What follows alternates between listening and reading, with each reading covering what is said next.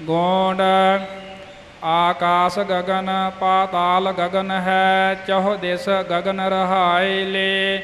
ਆਨੰਦ ਮੂਲ ਸਦਾ ਪੁਰਖੋਤਮ, ਘਟ ਬਿਨਸੈ ਗਗਨ ਨਾ ਜਾਏ ਲੇ।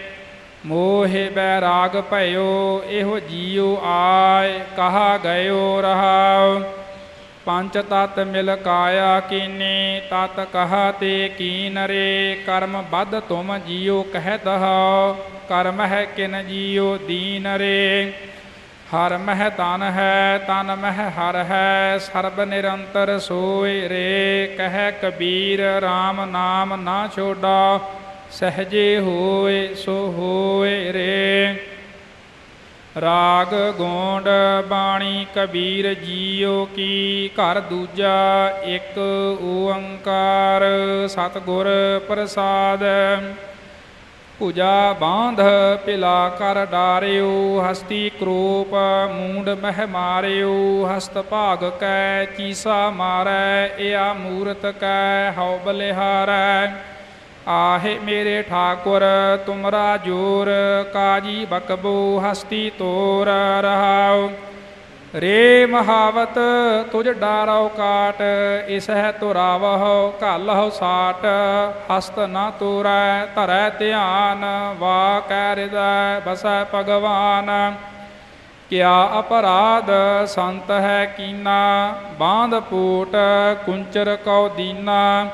कुंचर पोट लै लै नमस्कारै, बूझी नाहि काजी अंधियारै। बूझी नहीं बूझी नहीं काजी अंधियारै। तीन बार पतिया भर लीना, मन कठोर अजहू ना पतीना। कह कबीर हमरा गोबिंद, चौथे पद मह जानकी जिंद। गोंड ना एहो मानस ना एहो देव, ना एहो जति कहावै सेव। ना एहो जोगी ना अवधूता, ना इस माय ना काहू कूता। या मंदर में है कौन बसाई, ताका अंत ना को पाई रहाओ। ना एहो गिरही ना उदासी, ना एहो राज ना भीख मंगासी। ना इस पिंड ना रकतू राती, ना एहो ब्राह्मण ना एहो खाती। ना एहो तपा कहावै सेख, ना एहो जीवै ना मरता देख। इस मरते को जे को रोवै, जो रोवै सोई पत खोवै। गुर प्रसाद मैं डगरू पाया, जीवन मरण दो मिटवाया। ਜੀਵਨ ਮਰਨ। ਸਾਧ ਸੰਗਤ ਜੀ, ਇਹ ਜੋ ਮਹਾਂਪੁਰਸ਼ਾਂ ਦਾ ਭਗਤ ਕਬੀਰ ਸਾਹਿਬ ਜੀ ਦਾ ਪਾਵਨ ਸ਼ਬਦ ਹੈ, ਇਹਦੇ ਵਿੱਚ ਅਕਾਲ ਪੁਰਖ ਦੀ ਜੋ ਜੋਤ ਆਤਮਾ ਰੂਪ ਇਸ ਸਰੀਰ ਦੇ ਵਿੱਚ ਵਸ ਰਹੀ ਹੈ। ਇਹ ਆ ਮੰਦਰ ਮਹਿ ਕੌਣ ਬਸਾਈ, ਤਾਕਾ ਅੰਤ ਨਾ ਕੋਊ ਪਾਈ। ਇਹ ਨਾ ਹਿੰਦੂ ਹੈ, ਨਾ ਮੁਸਲਮਾਨ ਹੈ, ਨਾ ਬ੍ਰਾਹਮਣ ਹੈ, ਨਾ ਖੱਤਰੀ ਹੈ, ਨਾ ਵੈਸ਼ ਹੈ, ਨਾ ਸ਼ੂਦਰ ਹੈ। ਇਹ ਸਾਰਿਆਂ ਤੋਂ ਵੱਖਰੀ ਪ੍ਰਤੱਖ ਜੋਤ ਹੈ ਅਕਾਲ ਪੁਰਖ ਦੀ। ਉਹਦੇ ਬਾਰੇ ਮਹਾਰਾਜ ਜੀ ਦੱਸ ਰਹੇ ਨੇ। ਸੋ ਸਾਧ ਸੰਗਤ ਜੀ, ਦਾਸ ਦੀ ਤਾਂ ਬੇਨਤੀ ਸੀ ਸੰਤ ਬਾਬਾ ਦਰਸ਼ਨ ਸਿੰਘ ਜੀ ਕੋਈ ਕਿਰਪਾ ਕਰਨਗੇ 5 ਮਿੰਟ ਵਾਸਤੇ। ਇਹ ਅਕਾਲ ਪੁਰਖ ਦੀ ਜੋਤ ਕਹੋ ਕਬੀਰੇ ਰਾਮ ਕੀ ਅੰਸ, ਉਹਦੇ ਬਾਰੇ ਥੋੜ੍ਹਾ ਪ੍ਰਕਾਸ਼ ਪਾਣ। ਹਾਂਜੀ। ਗੁਰ ਪ੍ਰਸਾਦ ਮੈਂ ਡਗਰੂ ਪਾਇਆ, ਜੀਵਨ ਮਰਨ ਦੋ ਮਿਟਵਾਇਆ। ਕਹੋ ਕਬੀਰ ਇਹੋ ਰਾਮ ਕੀ ਅੰਸ, ਜਸ ਕਾਗਦ ਪਰ ਮਿਟੈ ਨਾ ਮੰਸ। ਵਾਹਿਗੁਰੂ। ਹਾਂਜੀ ਸਾਧ ਸੰਗਤ ਜੀ, ਇਹ ਜੋ ਪਾਵਨ ਸ਼ਬਦ ਆਪਾਂ ਨੇ ਸਰਵਣ ਕੀਤਾ ਹੈ, ਗਿਆਨੀ ਜੀ ਆਪ ਜੀ ਨੂੰ ਦੱਸ ਰਹੇ ਸਨ ਕਿ ਇਸ ਦੇ ਸ਼ਬਦ ਦੇ ਅੰਦਰ ਜੋ ਜਗਿਆਸੂ ਦੀ ਬੇਨਤੀ ਹੈ ਉਹ ਇਹ ਹੈ ਕਿ ਇਹ ਮੰਦਰ ਮੈਂ ਕੌਣ ਬਸਾਈ, ਤਾਕਾ ਅੰਤ ਨ ਕੋਊ ਪਾਈ। ਇਹ ਬੇਨਤੀ ਹੈ ਜਗਿਆਸੂ ਦੀ ਕਿ हे ਪ੍ਰਭੂ ਪਿਤਾ ਪਰਮਾਤਮਾ, ਇਹ ਜੋ ਸਰੀਰ ਰੂਪੀ ਮੰਦਰ ਹੈ ਇਸ ਦੇ ਵਿੱਚ ਜੋ ਵਾਸ ਕਰ ਰਿਹਾ ਹੈ ਉਹ ਕੌਣ ਹੈ? ਕੋਈ ਦੇਵੀ ਦੇਵਤਾ ਹੈ ਜਾਂ ਕੌਣ ਹੈ? ਤੋ ਇਸ ਦਾ ਉੱਤਰ ਹੀ ਸਾਰੇ ਸ਼ਬਦ ਵਿੱਚ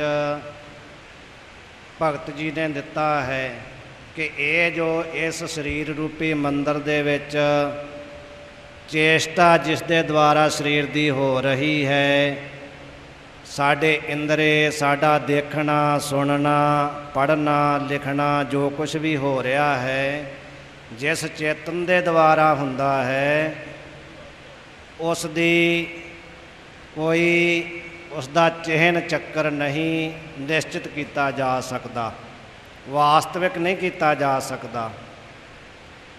ਆਪਾਂ ਵਿਵਹਾਰ ਵਿੱਚ ਤਾਂ ਕਲਪਨਾ ਕਰ ਸਕਦੇ ਹਾਂ, ਉਸੇ ਦਾ ਹੀ ਆਪਾਂ ਨਾਂ ਰੱਖ ਲੈਂਦੇ ਹਾਂ ਆਪਣੇ ਆਪਣੇ ਅਨੁਸਾਰ, ਪਰੰਤੂ ਉਹ ਜੋ ਨਾਮ ਔਰ ਰੂਪ ਹੈ, ਉਹ ਨਾਮ ਰੂਪ ਮਾਇਆ ਦਾ ਅੰਸ਼ ਹੈ।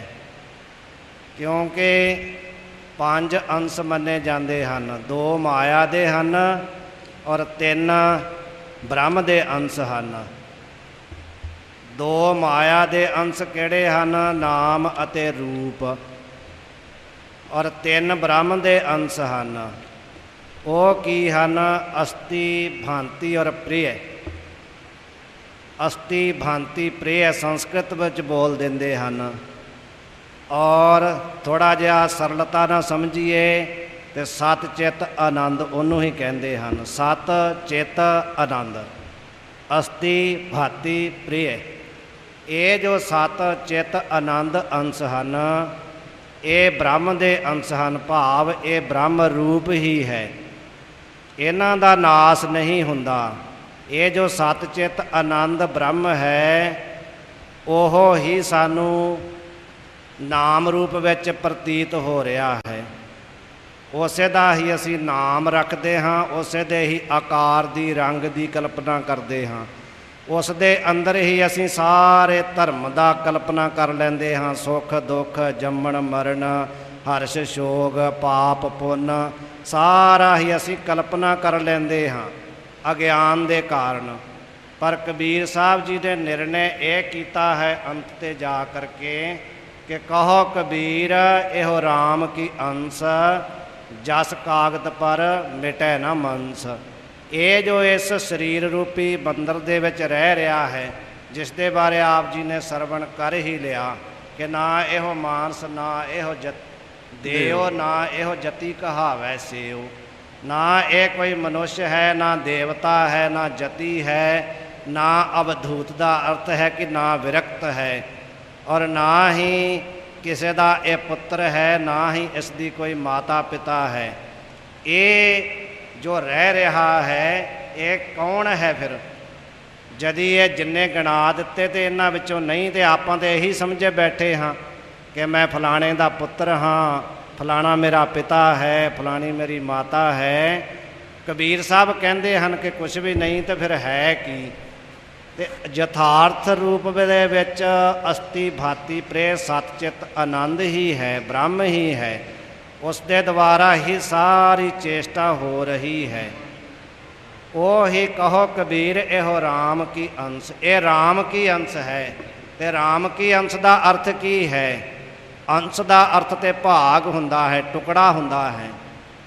ਕਹਿਣ ਤੋਂ ਭਾਵ ਹੈ ਕਿ ਇਹ ਜੋ ਜੀਵ ਹੈ, ਜਿਸ ਨੂੰ ਅਸੀਂ ਜੀਵ ਆਤਮਾ ਕਹਿੰਦੇ ਹਾਂ, ਇਹ ਬ੍ਰਹਮ ਕੀ ਅੰਸ਼ ਹੈ। ਅੰਸ਼ ਤੋਂ ਭਾਵ ਹੈ ਕਿ ਬ੍ਰਹਮ ਦਾ ਹੀ ਰੂਪ ਹੈ ਵਾਸਤਵਿਕ, ਪਰ ਮਾਇਆ ਕਰਕੇ ਸਾਨੂੰ ਨਾਮ ਰੂਪ ਦੇ ਵਿੱਚ ਸਾਰੀ ਸੰਸਾਰ ਦੀ ਕਲਪਨਾ ਪ੍ਰਤੀਤ ਹੋ ਰਹੀ ਹੈ। ਤੇ ਜਦੋਂ ਯਥਾਰਥ ਗਿਆਨ ਹੋ ਜਾਂਦਾ ਹੈ ਤੇ ਫਿਰ ਨਾਮ ਰੂਪ ਦਾ ਨਾਸ ਹੋ ਜਾਂਦਾ ਹੈ, ਨਿਵਰਤੀ ਹੋ ਜਾਂਦੀ ਹੈ। ਕੇਵਲ ਸਤ ਚਿੱਤ ਆਨੰਦ ਸਰੂਪ ਹੀ ਬਚ ਜਾਂਦਾ ਹੈ। ਉਹ ਸਰੂਪ ਕੈਸਾ ਹੈ? ਸੋ ਪ੍ਰਭ ਦੂਰ ਨਾਹੀਂ, ਪ੍ਰਭ ਤੂੰ ਹੈ। ਮਨ ਤੂੰ ਜੋਤ ਸਰੂਪ ਹੈ, ਆਪਣਾ ਮੂਲ ਪਛਾਣ। ਤੇ ਕਹਿਣ ਤੋਂ ਭਾਵ ਹੈ ਕਿ ਸਤ ਚਿੱਤ ਆਨੰਦ ਜੋ ਸਦਾ ਕਦੇ ਵੀ ਜਿਸ ਦਾ ਨਾਸ ਨਹੀਂ ਹੁੰਦਾ, ਉਸ ਨੂੰ ਸਤ ਕਹਿੰਦੇ ਹਨ। ਚਿੱਤ ਦਾ ਅਰਥ ਹੈ ਪ੍ਰਕਾਸ਼ ਸਰੂਪ, ਔਰ ਆਨੰਦ ਦਾ ਅਰਥ ਹੈ ਸੁਖ ਸਰੂਪ। ਤੋ ਉਹ ਜੋ ਸਤ ਚਿਤ ਆਨੰਦ ਸਰੂਪ ਹੈ ਉਸੇ ਨੂੰ ਹੀ ਕਹੋ ਕਬੀਰ ਇਹੋ ਰਾਮ ਕੀ ਅੰਸ। ਗੀਤਾ ਵਿੱਚ ਵੀ ਕ੍ਰਿਸ਼ਨ ਭਗਵਾਨ ਜੀ ਕਹਿੰਦੇ ਹਨ ਅਰਜਨ ਨੂੰ ਕਿ ਇਹ ਜੋ ਜੀਵ ਆਤਮਾ ਹੈ ਇਹ ਮੇਰਾ ਹੀ ਅੰਸ਼ ਹੈ। ਮਮਈ ਵਾਂਸ਼ੋ ਜੀਵ ਲੋਕੇ ਜੀਵ ਭੂਤਾ ਸਨਾਤਨਹ। ਇਸ ਤਰ੍ਹਾਂ ਕਹਿੰਦੇ ਹਨ ਭਗਵਾਨ ਕਿ ਇਹ ਮੇਰੀ ਹੀ ਅੰਸ਼ ਹੈ। ਤੁਲਸੀਦਾਸ ਜੀ ਵੀ ਕਹਿੰਦੇ ਹਨ ਕਿ ਇਹ ਜੋ ਪ੍ਰਤੀਤ ਹੋ ਰਿਹਾ ਹੈ ਇਹ ਚੇਤਨ ਅਮਲ ਸਹਿਜ ਸੁਖ ਰਾਸੀ। ਇਹ ਜੋ ਚੇਤਨ ਹੈ ਨਾ ਇਹ ਅਮਲ ਭਾਵ ਮਲ ਤੋਂ ਰਹਿਤ ਹੈ, ਅਵਿਨਾਸ਼ੀ ਹੈ। ਉਸੇ ਨੂੰ ਹੀ ਕਬੀਰ ਜੀ ਨੇ ਕਹਿਣਾ ਕੀਤਾ ਕਿ ਕਹੋ ਕਬੀਰ ਇਹੋ ਰਾਮ ਕੀ ਅੰਸ। ਐ ਭਾਈ ਤੂੰ ਨਾਮ ਰੂਪ ਦੇ ਵਿੱਚ ਲੱਗ ਕਰਕੇ ਕਿਉਂ ਭੁੱਲ ਰਿਹਾ ਹੈ? ਨਾਮ ਔਰ ਰੂਪ ਬਿਨਸ ਜਾਣ ਵਾਲਾ ਹੈ, ਸਤ ਚਿਤ ਆਨੰਦ ਰਹਿਣ ਵਾਲਾ ਹੈ। ਇਹ ਬਹੁਤ ਗਹਿਰੀ ਵਿਆਖਿਆ ਹੈ ਸੰਗਤ ਜੀ। ਇਸ ਦਾ ਸੰਖੇਪ ਨਾਲ ਵਰਣਨ ਕਰਨਾ ਬਹੁਤ ਕਠਿਨ ਹੈ ਕਿ ਨਾਮ ਰੂਪ ਦੇ ਨਾਲ ਅਸੀਂ ਕਿਸ ਤਰ੍ਹਾਂ ਅਸਕਤ ਹੋ ਜਾਂਦੇ ਹਾਂ ਔਰ ਨਾਮ ਰੂਪ ਤੋਂ ਨਿਵਰਤ ਕਿਸ ਤਰ੍ਹਾਂ ਹੋਣਾ ਹੈ। ਮੁੱਖ ਗੁਰਬਾਣੀ ਦਾ ਲਕਸ਼ ਇਹ ਹੀ ਹੈ ਕਿ ਇਹ ਨਾਮ ਰੂਪ ਦੇ ਕਾਰਨ ਹੀ ਸਾਨੂੰ ਜਨਮ ਮਰਨ ਪੁੰਨ ਪਾਪ ਸੁੱਖ ਦੁੱਖ ਦੀ ਭ੍ਰਾਂਤੀ ਹੋ ਰਹੀ ਹੈ ਤੇ ਇਸ ਤੋਂ ਛੁੱਟਣ ਵਾਸਤੇ ਬਹੁਤ ਗਹਿਰੇ ਚਿੰਤਨ ਦੀ ਜ਼ਰੂਰਤ ਹੈ। ਇਹ ਜੋ ਨਾਮ ਔਰ ਰੂਪ ਹਨ ਇਹ ਕੇਵਲ ਜੋ ਸੰਸਾਰ ਦੀਆਂ ਵਸਤੂਆਂ ਹਨ ਉਹਨਾਂ ਦੇ ਨਾਮ ਹਨ, ਪਰਮੇਸ਼ਰ ਦਾ ਨਾਮ ਨਹੀਂ ਹੈ। ਪਰਮੇਸ਼ਰ ਦਾ ਨਾਮ ਇਹਨਾਂ ਵਿੱਚੋਂ ਮਿਲ ਵੀ ਨਹੀਂ ਸਕਦਾ। ਇਹਨਾਂ ਦਾ ਜਿੰਨਾ ਵੀ ਚਿੰਤਨ ਕਰਦੇ ਜਾਓਗੇ ਉਨਾ ਹੀ ਨਾਮ ਰੂਪ ਤੋਂ ਦੂਰ, ਨਾਮ ਰੂਪ ਦੇ ਨਾਲ ਅਸਕਤ ਹੋ ਕੇ ਪਰਮੇਸ਼ਰ ਦੇ ਨਾਮ ਤੋਂ ਦੂਰ ਹੁੰਦੇ ਜਾਵਾਂਗੇ। ਇਸ ਕਰਕੇ ਆਪਾਂ ਚਿੰਤਨ ਕਰੀਏ ਉਸ ਪ੍ਰਭੂ ਪਿਤਾ ਪਰਮਾਤਮਾ ਦੇ ਨਾਲ ਜੁੜ ਕਰਕੇ, ਜਿਸ ਕਰਕੇ ਆਪਣਾ ਜਨਮ ਮਰਨ ਦਾ ਚੱਕਰ ਜਿਹੜਾ ਖਤਮ ਹੋ ਸਕੇ। ਹੁਣ ਆਪਾਂ ਅੱਗੇ ਬਾਣੀ ਸਰਵਣ ਕਰੀਏ ਜੀ।